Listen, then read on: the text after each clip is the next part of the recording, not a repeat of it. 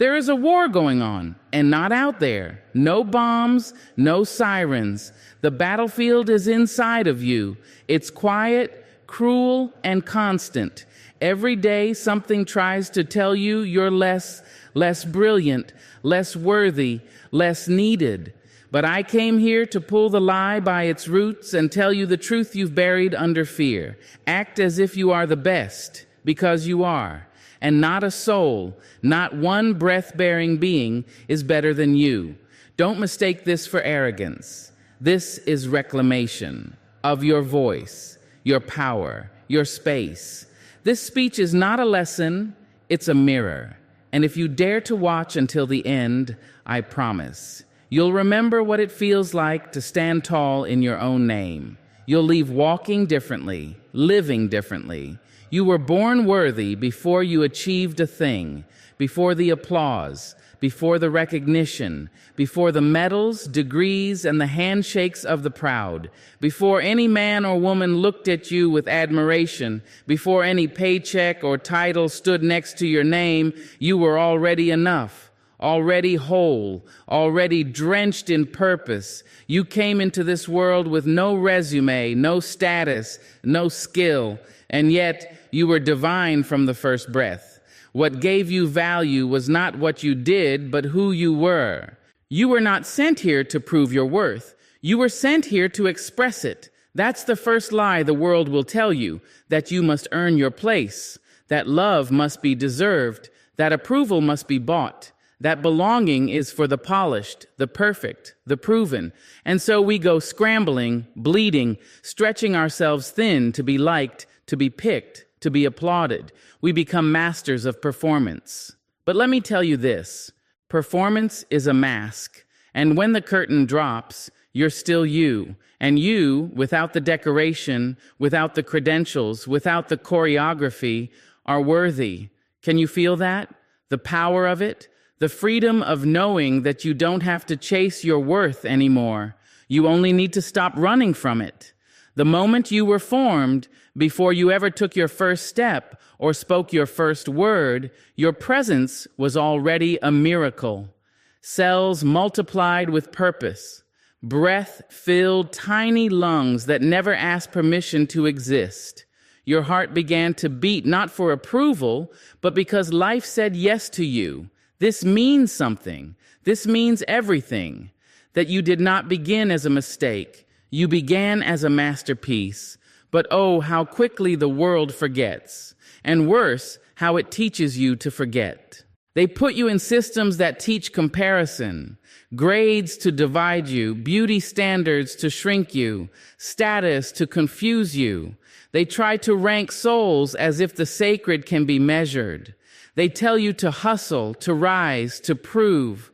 And somewhere along the way, you begin to believe that your worth has a price tag, that you are only as good as your last achievement, your last win, your last nod from someone who doesn't even see the full fire in your eyes. But child, let me tell you something they forgot to mention. The gold was in you before you ever learned to dig. You are not a product. You are not a project. You are not an algorithm's output. You are a soul. You are breath wrapped in bone, with a mind that dreams and a heart that aches and a spirit that refuses to quit. You carry history, legacy. You are a walking poem written in the handwriting of God. You don't need a stage to be valuable. You don't need a spotlight to shine. And if the world never claps for you, if they never write your name in lights, if no one ever gives you a round of applause, hear me when I say you still matter. Not because of what you've done, but because of what you are. Because there's a difference between doing great things and being great. The world loves the first, but the second. The second comes from a quiet, unshakable knowing that even on your worst day, even when you mess up, fall short, cry hard, your value hasn't moved an inch. Let that truth settle. Let it breathe in your bones. You are not a paycheck. You are not your failures. You are not the rejection letter or the missed opportunity. You are not your broken relationships. You are not what they called you when they couldn't see your light. You are not behind. You are not too late. You are here, and that is enough. It's not arrogance to know your worth. It's not pride to protect it. There is a sacred boldness in standing tall when the world wants you bent. There is power in saying, I do not need your permission to be valuable. That's not ego. That's truth. So today, before you check your inbox, before you scroll through strangers' lives, before you measure your morning by productivity or praise, pause. Breathe. Place your hand on your chest and remind yourself, I was born enough. I was born with value. I do not have to earn what was mine from the beginning. You were born worthy before you achieved a thing, and that is the foundation. Everything you build from here, every dream, every success, every triumph is just the echo of a truth that was already spoken the moment you arrived. You were enough. You still are, and you always will be. You were not meant to hide behind layers. You were not made to shrink yourself into palatable pieces. You were not created to dress your spirit in caution just to be accepted by people who don't even know how to accept themselves. Confidence is not something you borrow, not something you fake until you make. It is something that belongs to you. Deep in your bones, buried under fear, shame, and the memory of rejection, confidence sits, patient, proud, waiting for you to remember that you are the rightful heir to it. From the moment you took your first breath, you had the right to take up space. Not because you were flawless, not because you knew everything, but because your existence was an answer to the question the universe asked the day it made you. Can the world handle another soul on fire? You don't have to build confidence like it's some skyscraper. You don't have to earn it through perfection or permission. You only need to uncover it. Strip away the costumes you've worn to survive, the mask of humility that was actually fear, the armor of silence that was actually shame, the performance of politeness that was actually suppression. Confidence is what's left when you stop pretending to be less than what you are. The world taught you otherwise, of course.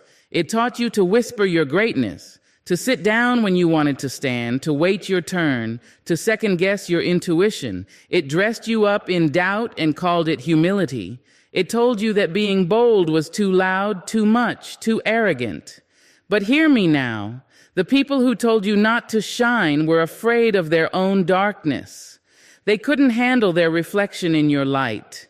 You don't have to apologize for walking into a room like you belong there.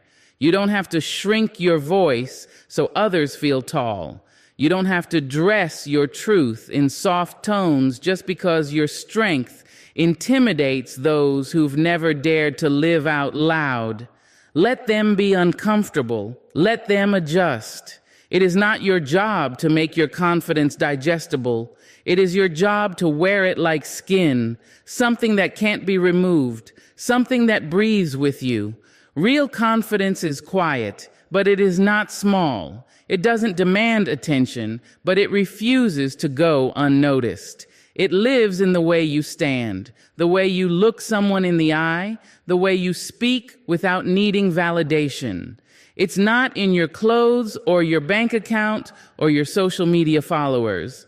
It's not even in your accomplishments. It's in your spirit, your knowing, that deep, immovable understanding that you have value. Not someday, not after, but now. They will tell you that confidence looks like shouting, that it looks like spotlight and swagger. But don't confuse noise with power. Don't confuse performance with presence. Confidence is often silent, still, and grounded. It's the unshakable peace in knowing that even when you fail, you don't lose your worth. Even when you fall, you're not beneath anyone. Even when you're doubted, you still believe. Confidence is the whisper in your soul that says, I am still here and I am still enough. Sometimes we forget that. We think confidence is something we have to buy, win, or be granted. We try to layer it on like makeup, practice our posture, practice our smile, rehearse our stories so we sound more powerful than we feel. But all of that is shadow work. trying to make ourselves look like something we already are just because we're afraid to be it. You don't need to perform confidence. You need to remember it. Remember who you were before the world told you who to be. Remember the child version of you who spoke without fear, who danced without worrying who was watching, who asked for what they wanted without guilt or shame. That version of you is still alive, buried maybe, beaten down by life, but not gone. You don't need to build confidence from scratch. You need to call it back. You need to call yourself back. Say your name like it's holy. Stand like the ground is holding you on purpose. Walk like every step is a declaration. I have arrived. I am here. I will not wait to be seen. I will be seen. Confidence is not about being right. It's not about knowing it all. It's not about being the best in the room. It's about showing up without needing to prove anything. It's about knowing that your imperfections are not disqualifications, that your past doesn't discredit you, that your scars are not stains. They are badges of survival, and surviving in this world is its own kind of glory. Let no one steal your confidence, not the critic, not the silence, not the system that says you must wait your turn. You are not standing in a line. You are standing in your light. And when you stand fully in it, without apology or performance, you give others the courage to do the same. You become a mirror, reflecting back their own buried power. So stop waiting for someone to crown you. You were born with the crown. The moment you entered this life, messy and magnificent, that was your coronation. Everything else is a remembering, a return. You don't have to fake it. You just have to claim it. This life, this wild spinning dance of experience is not simply happening to you. It is responding to you. It is listening. It is watching. It is shaping itself around the way you see yourself. Every step you take, every word you speak, every belief you carry, they become blueprints for how the world treats you. You are not just a participant here.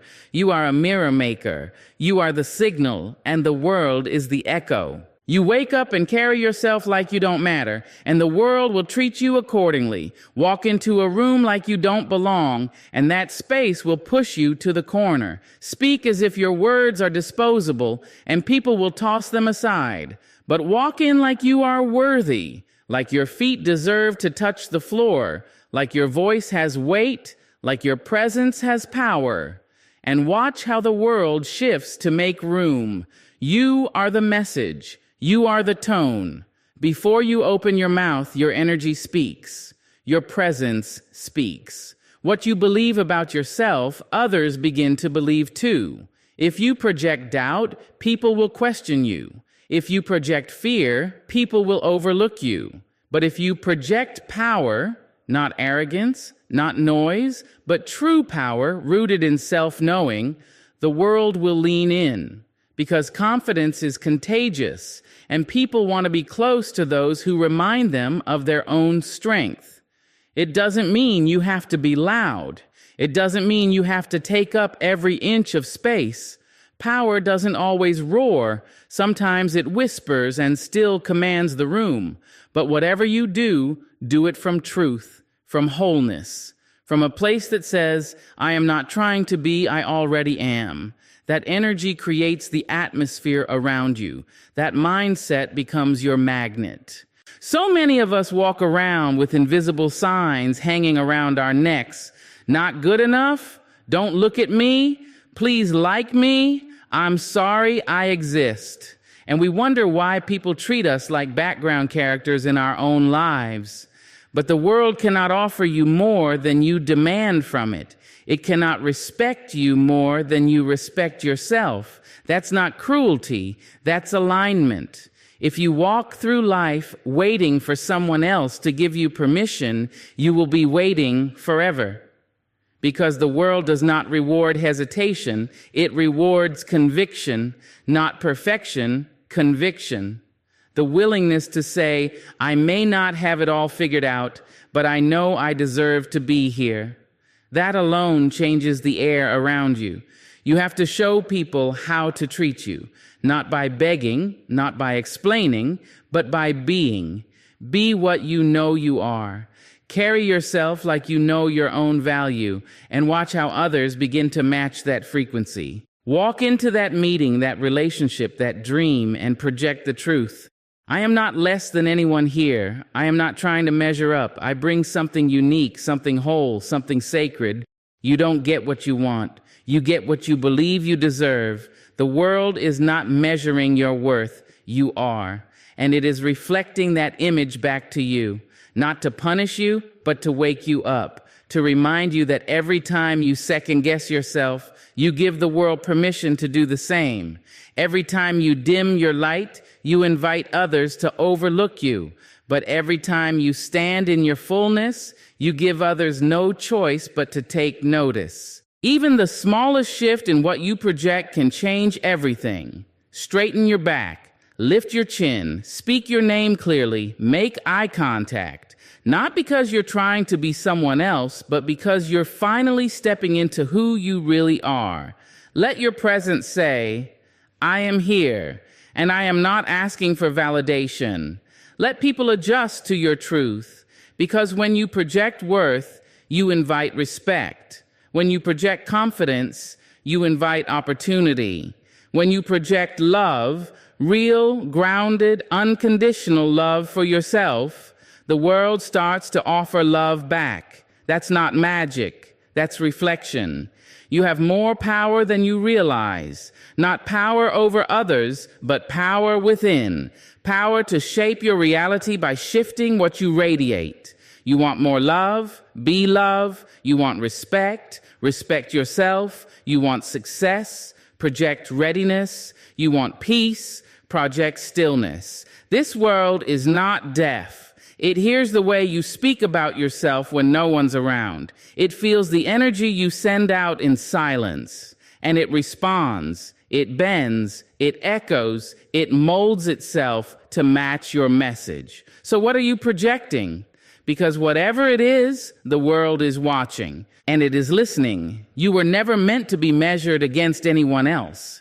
You were not born to compete in someone else's lane, to chase someone else's timeline, to match someone else's rhythm.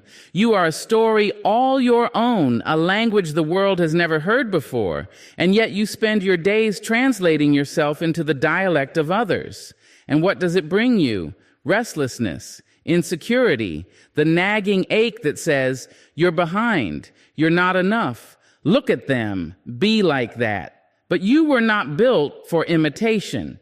You were built for impact, and comparison will always kill that. The moment you look at someone else and decide they are ahead of you, better than you, more deserving than you diminish your own crown. You hand your power over, piece by piece, to an illusion. Because that's all comparison is, a lie wrapped in fear. You see the highlight, the surface, the polish, but you do not see the pain. You do not see the process. You do not see the nights they cried or the years they questioned themselves. You only see the shine and you forget the shaping. You see the fruit and forget the root. Kings and queens are not made on stages. They are forged in silence, in struggle, in solitude. And when they finally rise, others forget the climb. So you, looking at their mountaintop from your valley, start to feel small. You start to think your journey doesn't matter. But how dare you dishonor your own process like that? How dare you measure your becoming against someone else's arrival? Your crown is your own. Your path is your own. You do not need to walk faster, louder, or more like someone else to be great. You need to walk true, because when you chase someone else's path, even if you reach the end of it, you'll find it empty. Not because it isn't good, but because it isn't yours. Comparison is seductive because it feels productive. It feels like motivation. It whispers, if you just do what they do, you'll be like them. But here's the truth. You can copy their steps, their style, their strategy, and still feel hollow. because what works for them may not be meant for you. Your magic does not live in mimicry. It lives in your difference, in your strangeness, in the thing that no one else can replicate because it was carved into you alone. There is no joy in running a race that isn't yours, no peace in wearing someone else's armor, and no power in becoming a shadow when you were born to stand in the sun. The world does not need another version of them. It needs the full, raw, glorious version of you, flawed and fiery, whole and human. But comparison makes you forget. It poisons your perspective. It turns friends into threats and turns your dreams into burdens. It's why so many gifted people never bloom. They stare so long at someone else's garden, they forget to water their own. You must stop planting seeds of doubt in soil meant for greatness. You must stop counting someone else's blessings and calling it bad luck that they aren't yours. You have no idea what's growing beneath your surface, no idea what's about to bloom in the parts of you you've nearly given up on. But it won't grow in envy. It won't flourish in bitterness. You must love your journey enough to stop comparing it. It's hard, yes, because we live in a world that celebrates performance, that curates perfection, that filters failure out of view. We are fed the image of success without its cost. And so we assume everyone else is ahead, that we're too late, that we've missed something. But you haven't missed anything that was meant for you, not one thing. And what's yours will not be given to someone else, no matter how loudly you applaud them or secretly resent them. Kings and queens, remember, your value is not measured by how you compare. Your worth is not weighed by how you stack up. Your power cannot be ranked. It can only be realized. And it will be when you stop looking sideways and start looking inward. You were never in competition, not with her, not with him, not with them. Your only task is to be more you today than you were yesterday, to rise in your own name, to build your own throne, because there is room, there is time, there is enough for all of us to shine. But only if we stop dimming ourselves by staring at someone else's light. It doesn't arrive as a stranger. It doesn't knock loudly on your door and announce itself in some unfamiliar voice. No, fear is clever. It whispers. It mimics your tone. It borrows your thoughts. It wears your voice like a costume and says things only you would believe. That's what makes it so convincing. It speaks in first person. I'm not ready. What if I fail? They'll laugh at me. I'm not enough. And because it sounds like you think it is you. But it's not. It's an intruder dressed in your skin, and it came not to protect you, but to keep you small. Fear was never meant to guide you. It was built to warn you of danger, not to dictate your destiny. But somewhere along the way, we gave it a seat at the table. We started listening to its warnings like wisdom. We started mistaking its voice for truth. And so every time we dreamed a little bigger, stepped a little further, reached a little higher, fear stepped in, arms folded, shaking its head. It told us to be careful, to stay quiet, to stay hidden. And we listened. But you must understand this. Fear has one job, and it does it well. Its job is to keep you the same, safe, predictable, small. That's how it survives, by stopping you from growing. Because growth means change, and change threatens fear. So it clings to the familiar. It tells you that comfort is king. It reminds you of every past failure, every painful memory, every wound that hasn't fully healed. Not to protect you, but to paralyze you. And it would rather see you miserable and stuck than risk you stepping into your full power, because your power is dangerous to fear. Your power is revolutionary. It breaks patterns. It reclaims stories. It silences lies. If you ever stepped into the truth of who you are, truly, boldly, without apology, fear wouldn't stand a chance. So it works overtime to stop that from happening. It exaggerates the risk. It minimizes the reward. It repeats old narratives that no longer serve you. You always mess this up. People like you don't get chances like that. You'll never be good enough. And you believe it not because it's true, but because it's familiar, because you've heard it so many times, you've memorized the rhythm of your own limitations.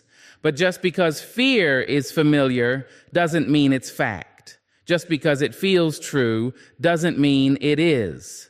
Feelings are not always facts. Sometimes they're just echoes of old wounds. You have to learn to recognize fear's voice and call it out. Not with violence, not with hate, but with truth.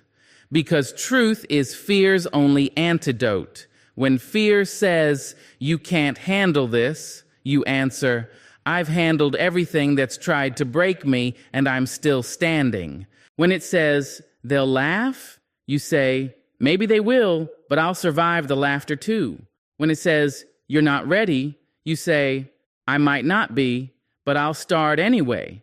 Courage is not the absence of fear. Courage is choosing to move forward even while fear still whispers. It's deciding that fear may ride in the car, but it doesn't get to touch the wheel. It doesn't get to navigate. It doesn't get to choose your direction. It can sit quietly in the back while you drive your life forward. You cannot wait for fear to go away before you start living.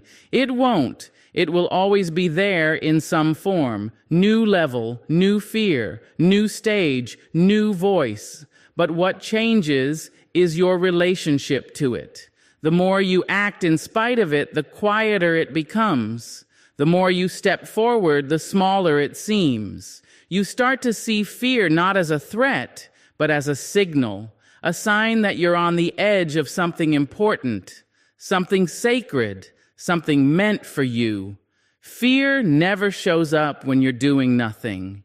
It doesn't chase comfort. It chases calling. It flares up when you're close to breakthrough, when you're stepping into alignment, when you're becoming someone you've never been before. That's how you know you're growing. Fear starts to panic. And when fear panics, that's your cue to press on. Because here's the truth. It doesn't want you to know. You are more capable than you've let yourself believe. You are stronger than your doubts. You are wiser than your past. You are braver than the fear that borrows your voice. That voice is not you. You are the one who dreams, not the one who doubts. You are the one who dares, not the one who hesitates. You are the voice that says, I'll do it anyway. So let fear speak. Let it say what it wants.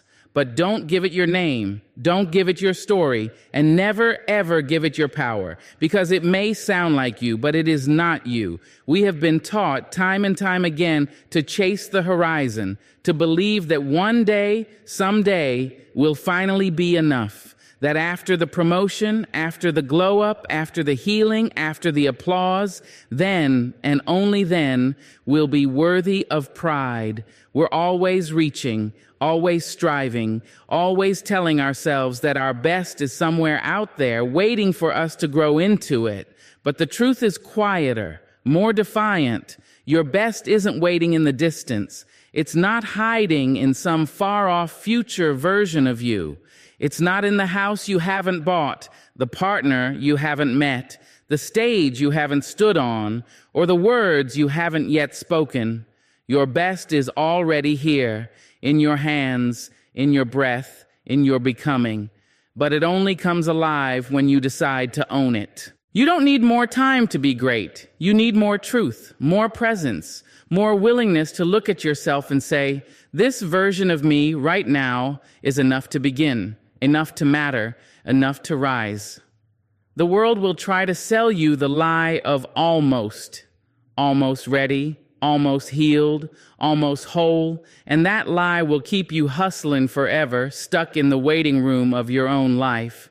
But you can't wait your way into power. You walk into it. Power is claimed, not gifted. And greatness doesn't arrive with permission slips. It arrives with choice. the choice to stop shrinking, to stop apologizing for your timing, to stop explaining why you're not further along. You don't owe anyone an explanation for where you are.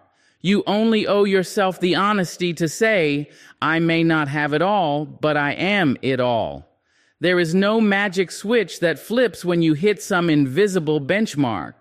There's only the moment you decide to believe in the version of yourself that exists now. Not the one you dream about, but the one who got out of bed this morning. The one who keeps going, even with doubt clinging to their shoulders. The one who has survived every hard thing, every heartbreak, every disappointment, and still hasn't given up. That version of you is not a placeholder. That version is divine. There's something holy about finally seeing yourself clearly. Not in pieces, not in potential, but in full. Seeing your now self as just as worthy as your next self. The idea that your best is always around the corner implies that you're never quite enough. And that's a lie built to keep you striving, not thriving, built to keep you reaching instead of receiving. But your power, real, anchored power, comes when you stop running toward yourself and start standing inside yourself. Because when you stand in your current self with full conviction, you unlock a truth the world can't touch. You don't become powerful when you arrive somewhere. You become powerful when you decide to be. You decide that this voice you have now, no matter how shaky, is worth hearing. You decide that this body, this mind, this soul, however in progress, is still worthy of being seen. You decide that this life, messy and miraculous, is enough to hold beauty. You cannot wait to love yourself until you fix everything. Because if you do, the finish line will just keep moving. Every time you meet one standard, you'll invent another. Every time you arrive somewhere, you'll raise the bar again, until you're always almost there, but never home. So plant your feet, not in stagnation, but in recognition. Recognize who you are. Recognize how far you've come. Recognize that your best is not a destination, it's a declaration. It's a moment you call your power forward, not because you've reached perfection, but because you've reclaimed the truth. And the truth is, you have always had everything you needed. You don't need the world's validation to begin. You don't need the stars to align, the plan to be perfect, or the applause to be deafening. You just need the courage to meet yourself where you are, with grace, with grit, and with a fierce kind of self-belief that doesn't ask for approval. Your best is not a future version of you waiting in the wings. It's not a polished photograph. It's not a resume bullet point. It's not a dollar amount, a dress size, a viral moment, or a neatly wrapped success story. Your best is here. It's in your breath. It's in your voice. It's in your ability to choose yourself today. It's in your refusal to abandon yourself while waiting to become someone else. It's in your decision to be proud now, not later, not someday, because someday is a moving target. But now is real, now is powerful, now is yours to claim. So rise, not like someone trying to be something, but like someone who already is. Speak like your voice was carved from drums. Move like you're walking on purpose. Don't you dare shrink again. Not after this. You are not a whisper. You are the whole symphony. Act as if you are the best, because the world has waited long enough for you to believe it.